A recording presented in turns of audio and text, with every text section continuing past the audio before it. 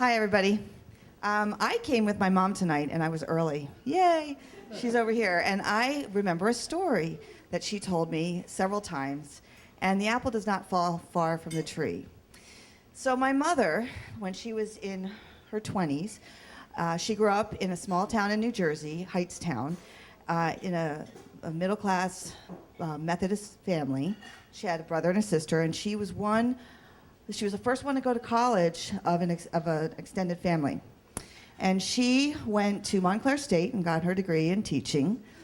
And while she was there, this was in 1957, so imagine a young, redheaded, bubbly young woman going to the Philippines. She wanted to go abroad on her junior year, and she had three choices: American College in Beirut, International Christian University in Tokyo, or Silliman University on an island in the south of the Philippines. That's where she ended up for a year.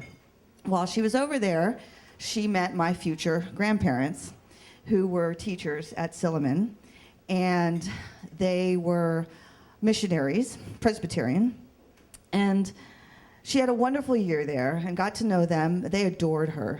And fast forward a little bit, and I'll backtrack a little bit, they surreptitiously set her up on a date with my future father when they were back on furlough in New York. So after her year, she had some girlfriends that were American students in the Philippines as well, and they had the opportunity to fly home and stop in several places. So she stopped in Hong Kong and Singapore and Burma and Thailand and some other places. But one of the places that they went, the first place that they went, the three girls, was Hong Kong. And they were scheduled to go to this university outside of Hong Kong on a train that goes to the Red China border.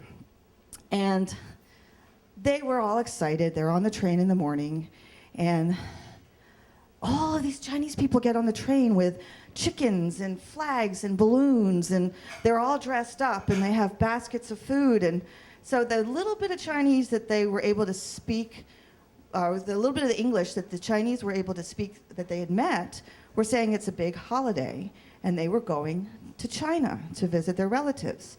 And history at that time was there were immigrants in Hong Kong that were separated from their families back in China. So they decided, let's go with them. Let's go to the border. So they decided not to get off the train at the university, but to stay on the train and go to the end. And as they're going through, they're all excited. They're looking out the windows of these tiny villages, and they didn't know anything. And then when they got to the end of the train, everybody got off the train and disappeared. And there they were in the middle of nowhere. And Annie, the brave one with the camera, got off the train and started to take pictures and was really excited. And the other two were a little bit shy, so they stayed on the train. And I think my mother actually has confessed to being scared to death, but she never confessed that until tonight when I tried to revisit the story with her. And then this train starts moving, and Annie's not on the train. And they look out, and they see Annie running down the tracks.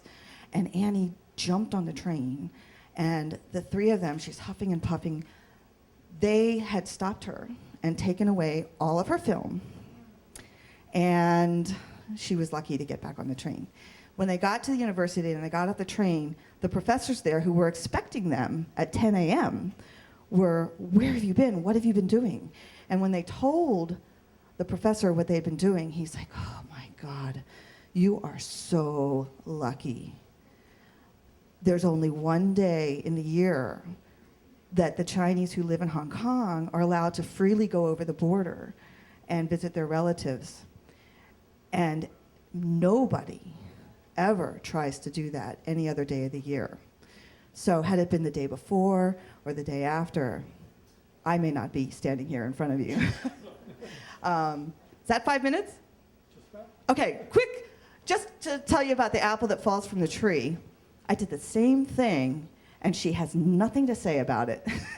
So we have shown our 20-something stupidity and adventuresomeness really is genetic.